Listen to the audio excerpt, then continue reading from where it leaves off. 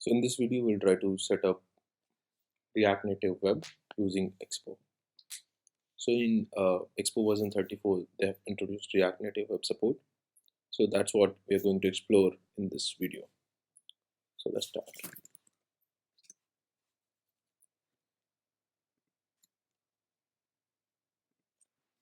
So this is the official blog of Expo, which says that as of SDK 33, you can use Expo to create web apps that run in the browser using the same code base as your existing native app.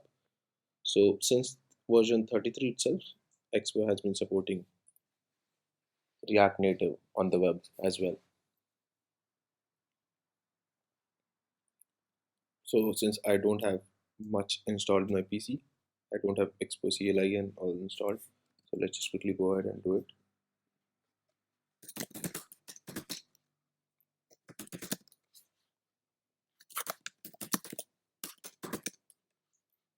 So let me install expo CLI using npm. I can very well use yarn in place of npm, but for now I'm using npm itself.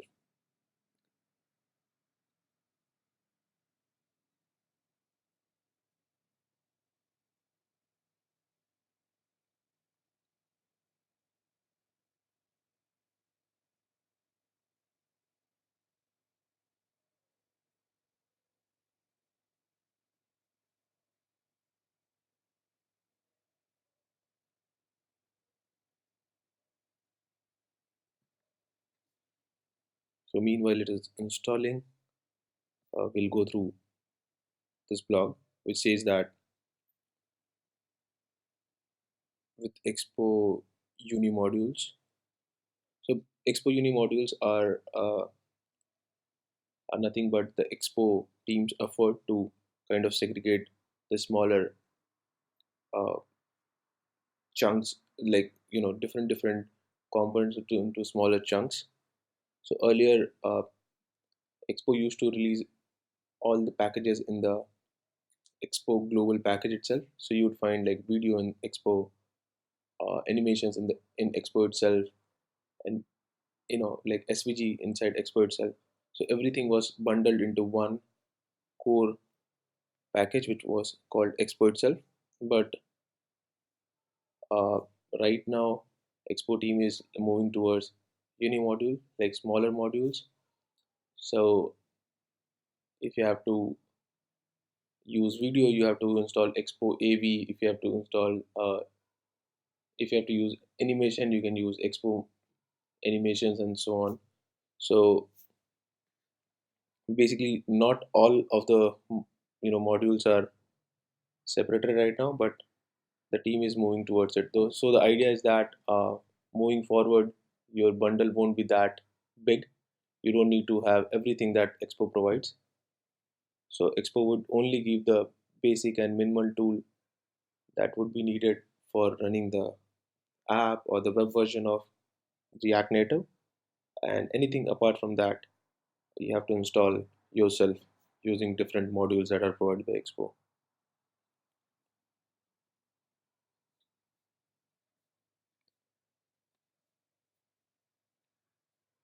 uh, so enough of talks, let's try to see how exactly it does it.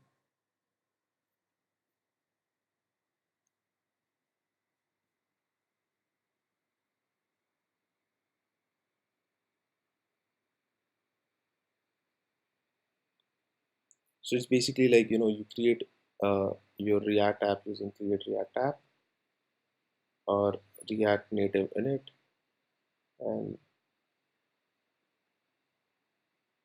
so let's just go ahead and see what exactly we can get with that.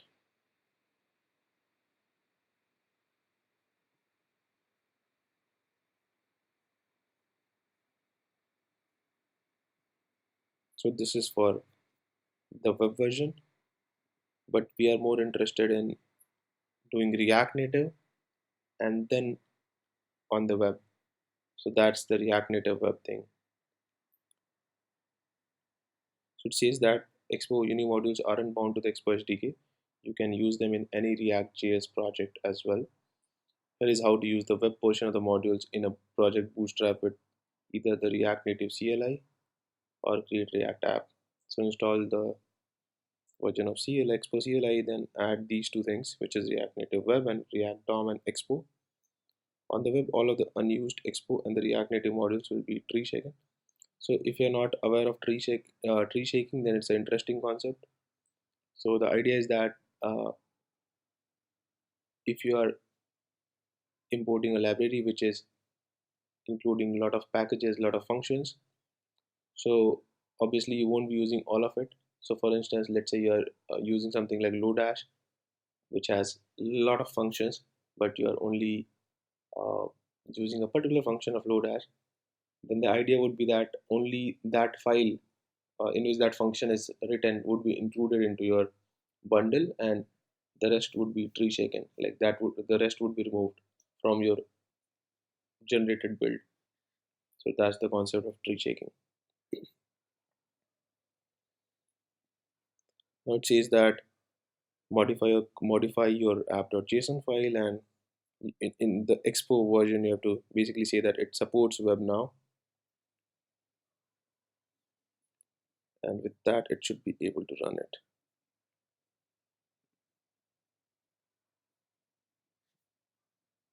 Cool. So looks like expo CLI is installed right now.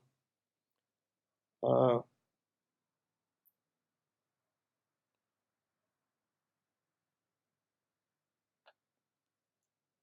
so this I think we are not looking at the right version right now. We are looking at the expo version 33. Let's go to the latest one.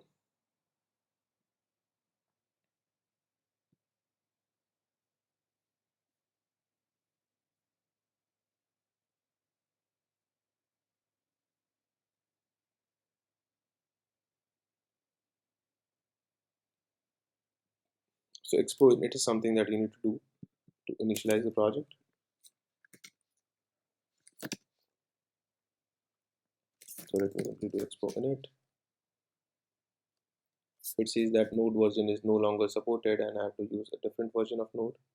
So let me simply use nvm use latest.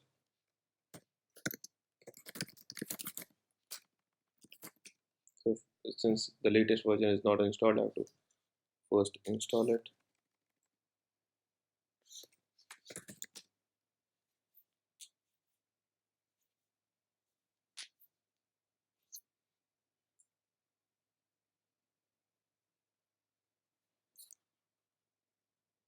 Now if you do node minus v, it says 13.5, which is apparently the latest version. Now we can simply do expo init, and that says that expo command itself is not found, which is great because we just installed expo.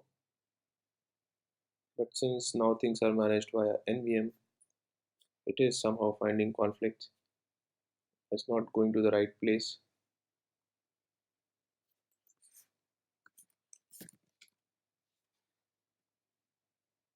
Hmm. So first of all, I have to uninstall the node. So what I have to do is this: do a quick Google search.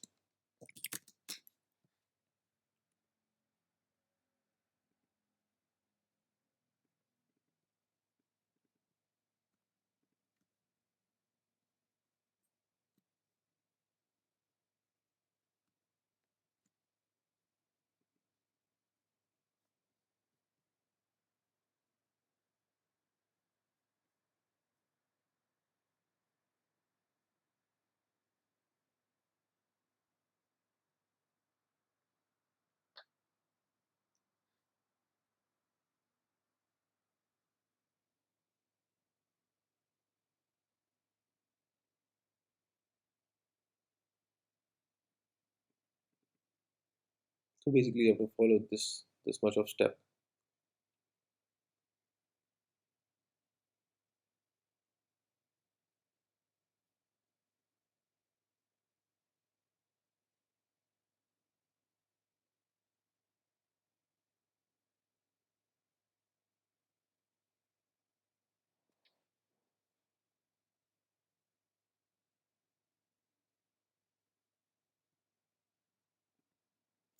So this is what people say. Let's just try it.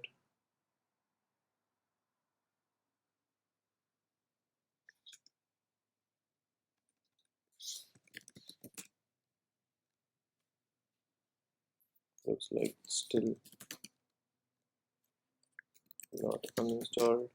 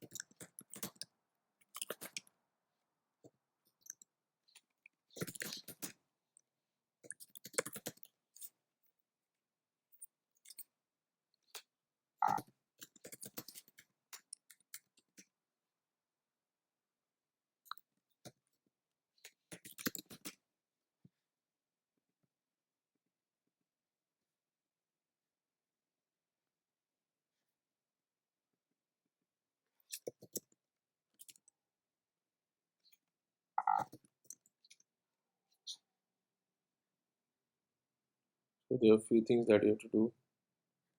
Okay, and in ls, so it says the default is this. So I have to change the default basically.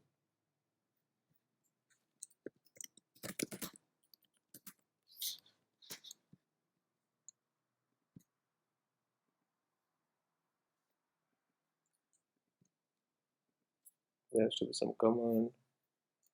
Ls default 13.5. It's cool. Now if I do node minus v, it is 13.5. So great. Looks like things are solved. Now to do expo init.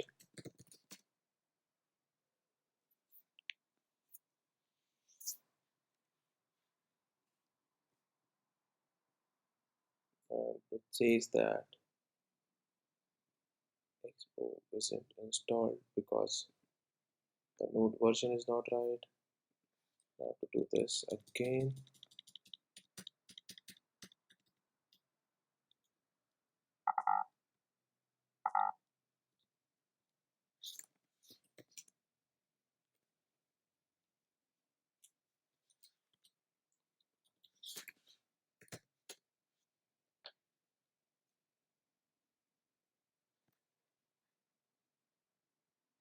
Things are a little weird because uh, npm tries to manage everything at a global level, and nvm is uh, managing its own structure of having the capability to have multiple node versions. So that's the conflict here.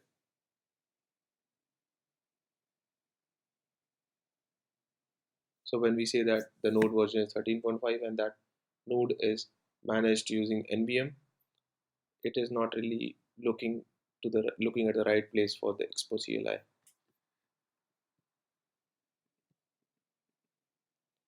So what I'm trying to do right now is like look at this one again and then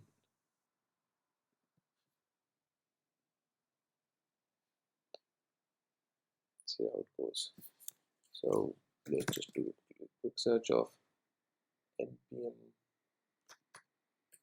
global install packages.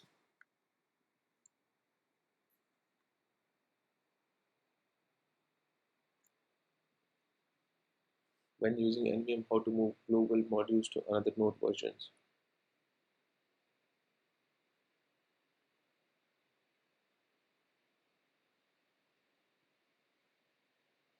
Awesome. So the global docs which says that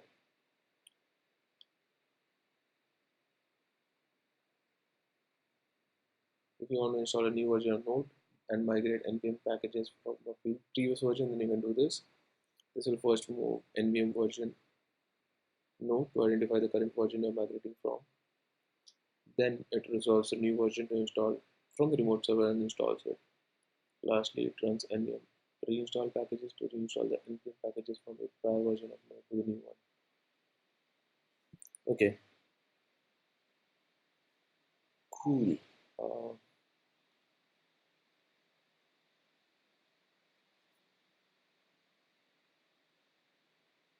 so if my thesis is right, then expo should be recognized here and in the new terminal as well. But if I switch to a different version, right? So see, expo is recognized here, but if I switch to a different version of node, let's say if I move to node version 9, so now if I try to do expo, it cannot recognize. But if I do npm use latest and do not review latest default and check the node version, now it should be able to recognize expo. So the idea is that all these packages are installed at the node version level, right? At a node level. So if you do npm I, minus g some package name, then that package name is only available to that node version and not some other node version. So if I, in this case, I installed a package to node version 13.5, so that package would only be available to that node version. But if you switch to a different node version, then those packages aren't available. And this doc says that there are ways in which you can kind of migrate uh, all the packages that you have in one particular node version to a different node version. So all of these are possible using nvm. So if you have not yet checked out nvm, please check it out. It's interesting stuff. So moving back to what we were doing earlier, which is expo init.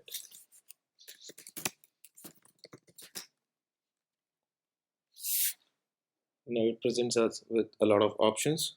One is a minimal app, blank, tabs. So we'll go with the blank one itself. Uh,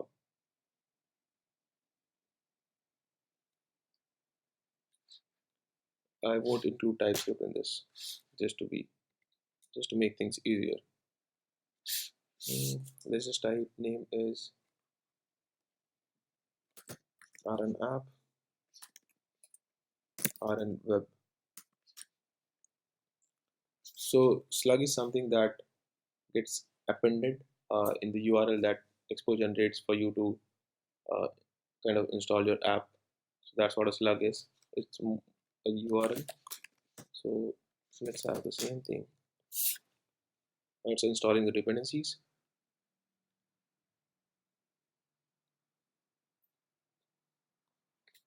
Nothing configured as of now. Let me just quickly install Webstone.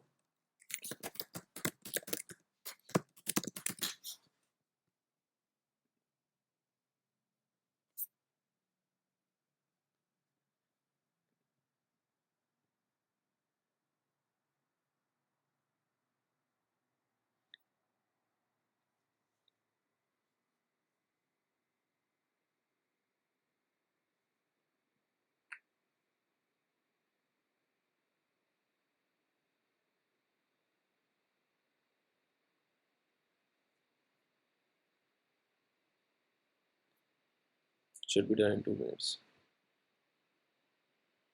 I hope both gets done at the same time.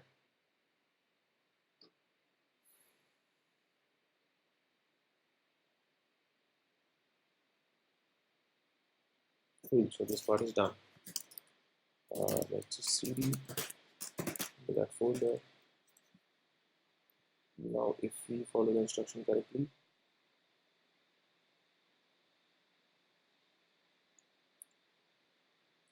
then it's simple. So what you need to do is expo start, and if you want to run it on web, you have to do minus minus web. So that's what is needed to run it on the web.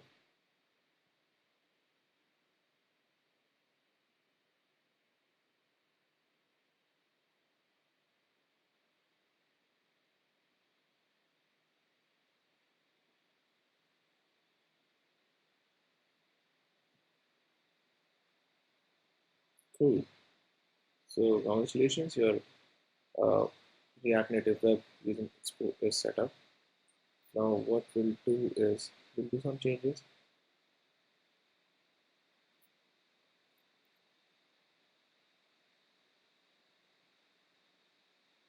and see how easy it is to work in a web version of Expo.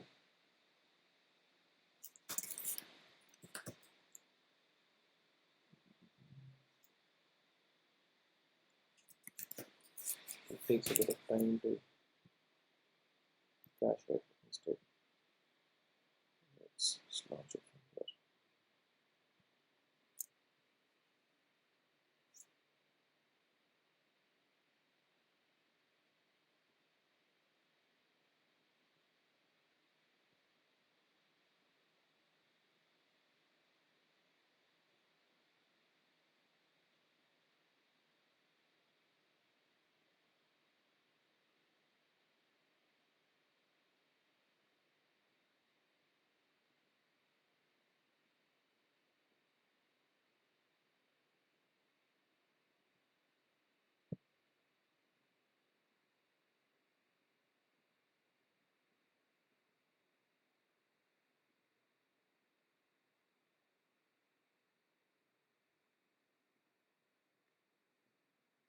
Cool. So just like WebStorm has also changed some interface.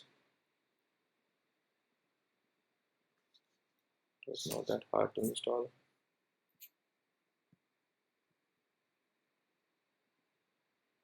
Awesome. So our Expo project is open now. So app.js file is what is being served right now. So let's just first see how auto loading works in this. So if I change something here, it should be immediately reflected onto the browser.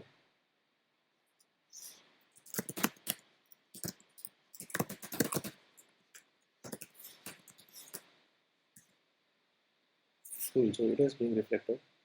All is good yet.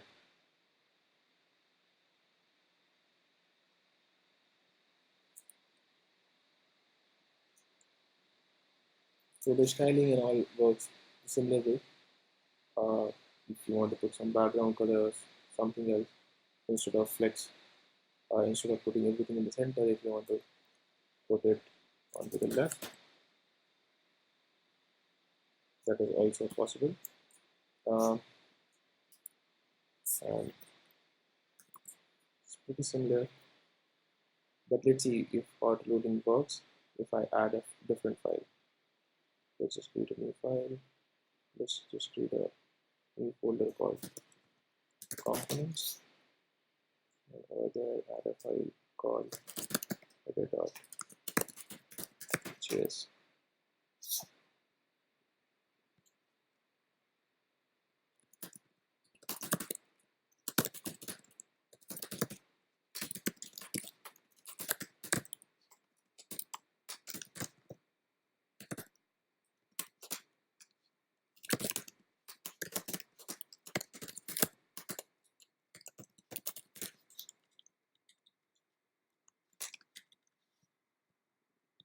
There are a few imports that I need to do.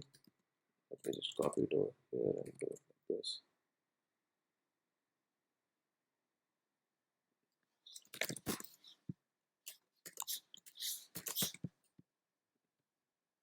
Now, let me also import the same file.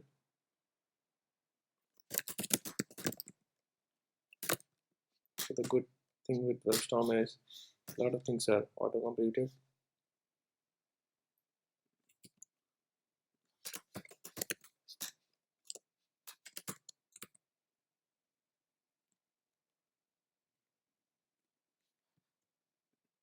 And it says that it cannot.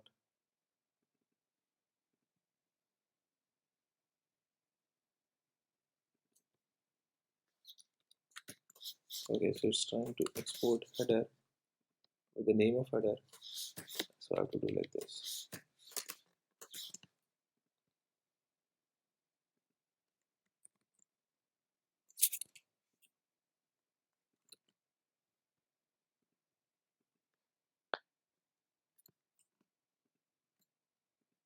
So it is resolving. Now the problem is, since it went into this weird state,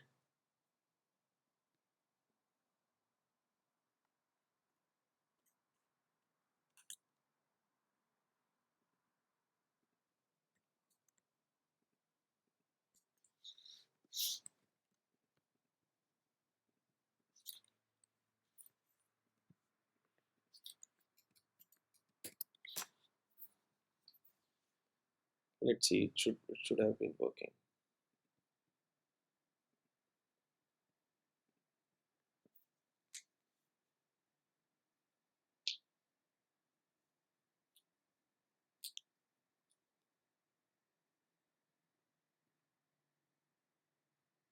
Hmm.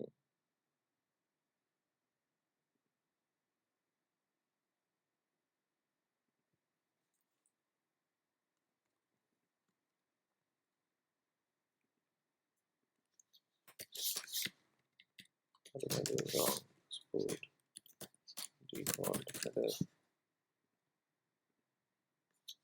Then you can actually do it anyways.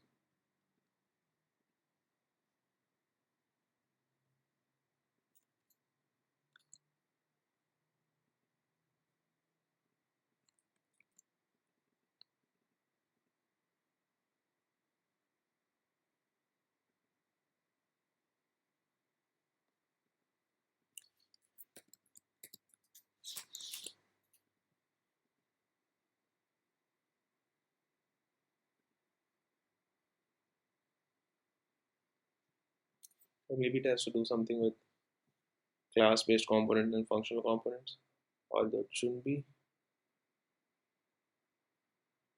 But yeah, looks like there's some problem. So anyways, let's try to convert this one. Uh,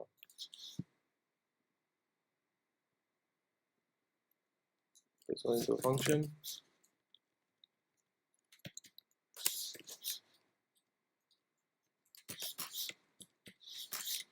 like a function-based component. Let's see if it is working.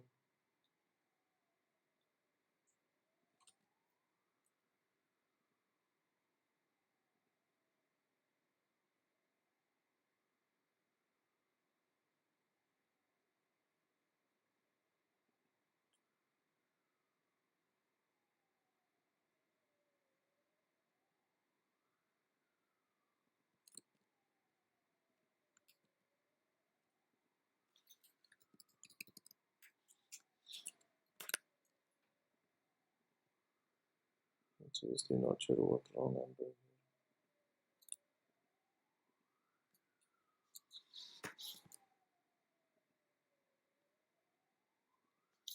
Maybe it's not able to do like this. If that was the problem, it was super weird.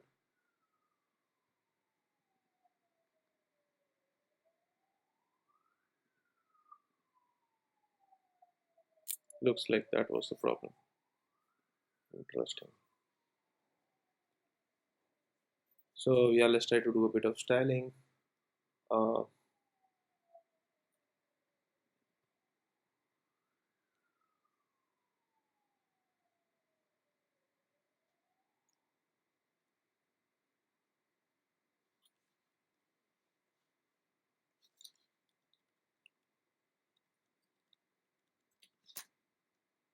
so what we can do is, so let's say for header you want to do some specific styling.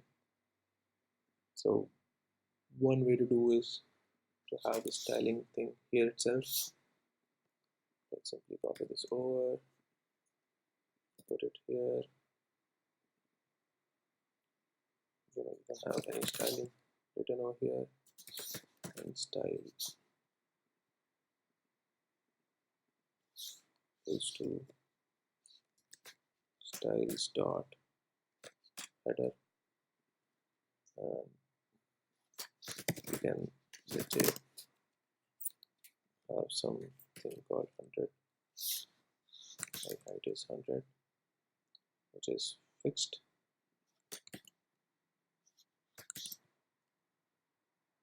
But the good part is it auto refreshes.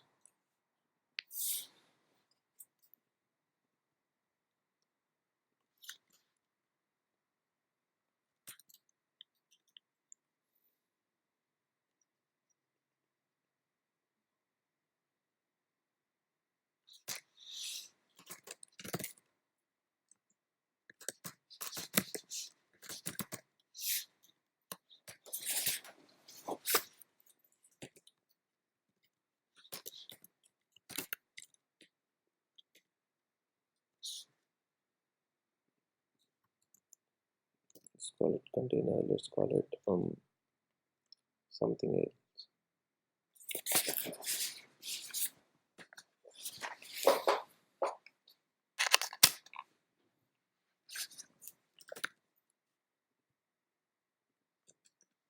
If you want to add something to style, you can do it like this.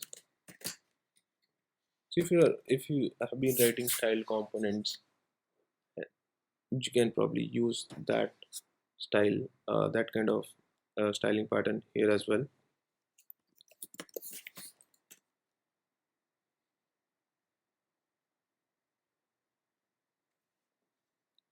So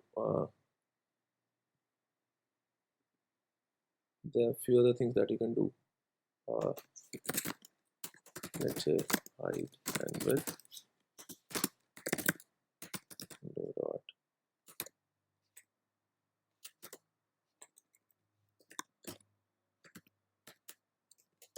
Not sure if there's something that works.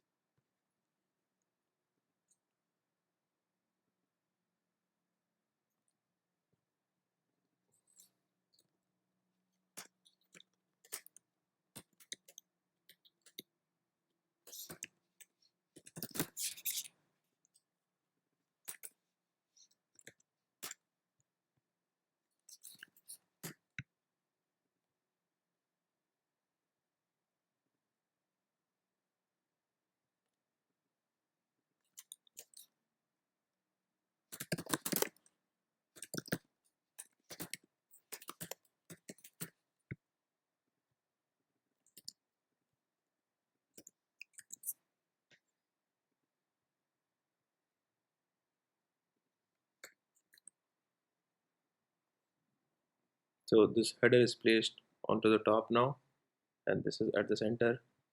And obviously you can do things like this, which is, you know, putting stuff at the center.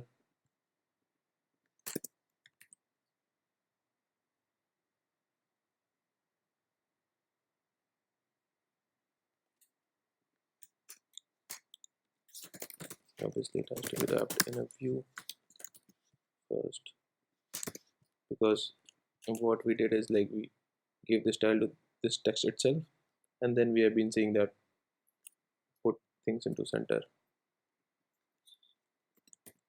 which essentially doesn't do anything.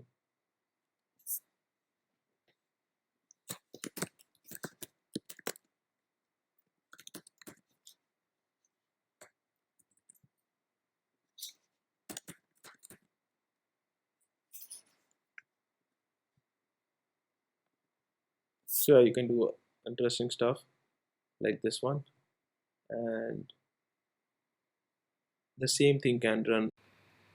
I'll show you React Native running on Android, iOS, and onto the web as well.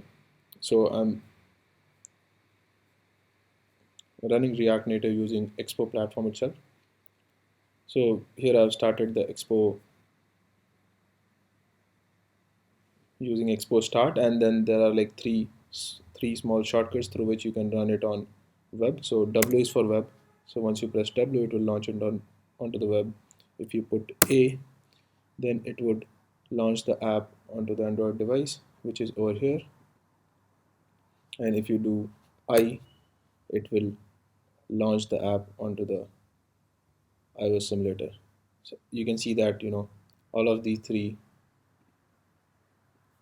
platforms are running the same version. So that's the beauty of React Native. You can run everything. You can run the same code base onto all of these platforms. Also, if you want to run React Native on Windows device, that is also possible. So there's this library called React Native Windows that you can integrate with your React Native application, and you should be able to run React Native onto the Windows platform as well. And also there are efforts in running React Native onto the Mac, like Mac app as a Mac app itself, so it can directly be launched onto the uh, OS X, and ultimately it would convert JavaScript onto the language which OS native apps understand. So that is also possible.